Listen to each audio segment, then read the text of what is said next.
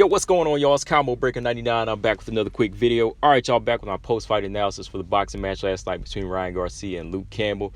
Man, this was a good fight. Shout out to Ryan Garcia. He overcame a very scary moment in the second round. After suffering a big knockdown in the second round, Luke Campbell set up a pretty left hand. He was able to get back up and showcase the heart and the grit that he possesses. And he really showed what a growing fighter he is. Now, I won't say boxer, but as a fighter, Ryan Garcia really showed that, he has that aggression, he has that killer instinct, and he has the dog in him to really go after an opponent whenever, he feels like he has that, when he feels like he has that upper hand and he has the advantage, he's going to go after you. That's the type of fighter he is. He wants to fight. He's in your face. He's putting the pressure on you. But that can be a good thing and a bad thing going by what I've seen from this fight. Luke Campbell, he's a good, solid boxer, but there was times he just kind of let up. He didn't have the killer instinct in him. He didn't try to go in for the finish after scoring a big knockdown in the second round. And that's why I was looking at this fight. It had the texture of boxer versus fighter. Now, whenever Ryan Garcia, he starts to really polish up his skill set, he becomes boxer/fighter, then I feel like he'll be more of a danger. But right now, there's still some things in there I saw Ryan Garcia do that were good, but at the same time, they can be bad, because he was going in there and really, which I'll talk about in a minute when I break down this fight. But there were some things he was doing in there that if he goes in there with polished boxers and guys that really know how to set up big punches and counter punches, you might see Ryan Garcia getting knocked out in the future. But right now, he really is a tough fighter. He has the grit, he has the chin, he has the heart to get back up. Similar to like Felix Trinidad. If he gets dropped, he wants to get back up. But the tougher the punchers get, the tougher the boxers get. The guys that are really going to set up calculated shots with more power, that's going to be trouble for Ryan Garcia in the future. Because one thing I said in this fight, if Luke Campbell, if he plays the counter puncher throughout this fight, and if he really sits down on his shots, I thought he might have scored more knockdowns. He probably would have rocked Ryan Garcia later on in the rounds. But I think Luke Campbell, he was really starting to feel the power and the speed and the combinations of Ryan Garcia. That's why he just stayed on the back foot. And I think whenever Ryan Garcia, he made that adjustment to the body through those mid rounds, it really started taking the gas out of him. When he found out he couldn't hurt Ryan Garcia anymore, it started to kind of break him down mentally. If you go back and look at those mid rounds. But overall, this was a good fight, man. So let's just go back and look at the fight real quick. The first round, I noticed two things right away. Garcia, good and bad. Ryan Garcia, he wanted to go in there and press the action. He wanted to apply that effective pressure and use his speed and use his power to really back up Luke Campbell and intimidate him. But the second thing I noticed was his feet.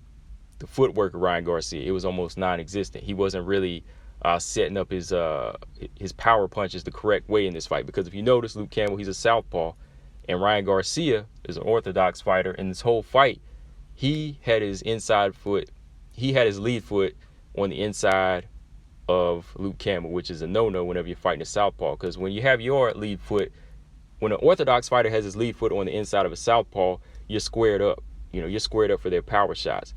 And, that's why I feel like Ryan Garcia, he's really being careless there, just staying on the inside, trying to back up Luke Campbell in this position and just trying to get off power shots and back him up. I know you want to back a southpaw up so you don't have to worry about the angles, but in this fight, when he was doing that, I feel like Luke Campbell, he was doing a good job of landing some good single body shots here and there. He would pick little single body shots by throwing the right jab in Ryan Garcia's face. He landed a good left hook up top. Also landed a good check right hook on Ryan Garcia. Now, these were just little moments here and there. I feel like Ryan Garcia won the round, but Ryan Garcia, he was winning it off his speed and his effective pressure. He was landing more punches and backing him up. But if you look at those little single shots here and there, even there was a point where if he turned at a good angle, he cracked Ryan Garcia on the chin and spun out at an angle. So there were these little moments here and there where I feel like if Luke Campbell kept this type of pressure up and added more pop to his shot, he probably would have started doing more damage. But the second round, you saw the consequences of what Ryan Garcia was doing. Ryan Garcia still backing Campbell up. Campbell opened up with some nice measured left hands to the body. But when Ryan would turn them speed and combinations up, he would back Luke Campbell up. But after those flurries would stop, Luke Campbell, he would go right back to measuring and boxing. He was, starting to box a little bit nicer, And Ryan leading, once again, he was stepping in on the lead foot, standing on the inside of the southpaw. He stepped straight back as Luke Campbell measured. He switched levels. He threw a right jab to the body and came back up with a big overhand left and boom, dropped him right on the chin. Garcia, he goes down hard. I mean, he dropped him hard, man. Garcia, though, I got to give it to him. He got back up. Head was clear. And, he pretty much held his own for the rest of the round. Luke Campbell, he scored a couple more good body shots throughout the round, but he didn't really, try to capitalize. He didn't really capitalize or try to go in for the kill. And I think Ryan Garcia, the head was clear, and he was a little bit humbled there. But, like I said, he just kept coming forward. He made it like he wasn't hurt, and I think that's what kept Luke Campbell on the back foot. So that was good round for Luke Campbell.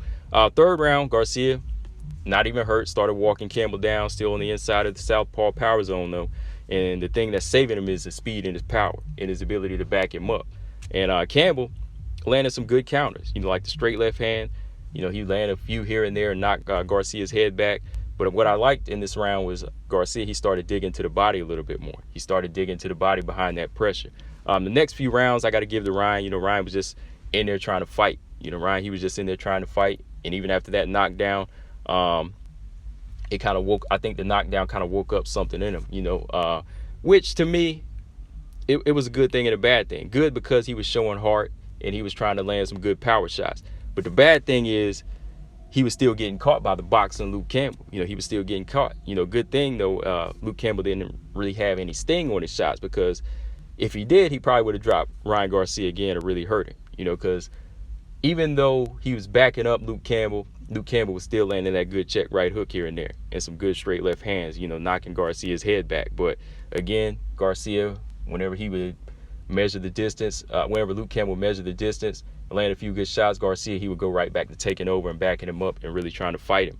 Round 6, Garcia, he came out unloading, just beating Luke Campbell to the punch. Luke Campbell was really just trying to weather the storm early on in this round. And Garcia, he pretty much controlled the round. But round 7, man, you wouldn't even know that Ryan Garcia got knocked down. I mean, the way he was walking him down and just trying to close the show on Luke Campbell. And after that, Luke Campbell, he was still trying to use some angles. He was still trying to use some angles, moving and jabbing. But like I said, the sting was going off his shots. He wasn't getting any respect from Ryan Garcia. He was still sticking and moving nicely. But like I said, he needed more pop on his shots. He needed to come forward. He needed to be more assertive. But Ryan Garcia, man, he was just putting the pressure on him, landing good shots. Finally, Campbell, he tries to dig in with a right hook to the body. I think it was like a straight right to the body, or right hook to the body. But Garcia, he answered right back with his own lunging left hook to the body. And Luke Campbell goes down, and the referee counts him out, boy. He's hurt from that body shot. That left hook really digs into the liver, drops him. He's on all fours, just sitting there breathing, man, and the referee counts him out. I was like, damn, that was a good shot, though, man. Like I said, I love a left hook to the body. But, yeah, man, overall, this was a good fight for Ryan Garcia. It was everything it needed to be. It was a learning experience against a solid, seasoned, experienced fighter in Luke Campbell. And it was a humbling experience. It was a time to really open him up. He was in there with a seasoned boxer that dropped him. And he wasn't really, embarrassed or broken mentally. He went back in there and came out stronger. So there's a few things we could check off on this list for Ryan Garcia. Did he have the heart? Yes. Did he have the guts? Yes. Did he have the dog in him? Did he want to fight? Yes. He wanted all of that. Was he mentally broken? No.